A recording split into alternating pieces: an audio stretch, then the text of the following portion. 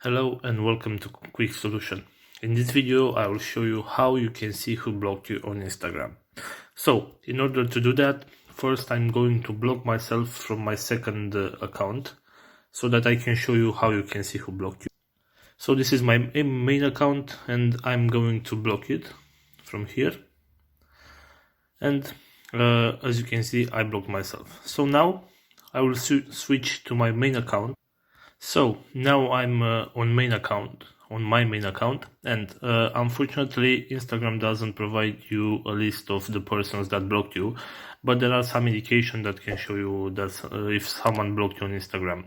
So what I'm going to do is to search the account, and as you can see it says there are no posts yet. You can see the stories, you can see anything about the account, so that tells you that this person has blocked you.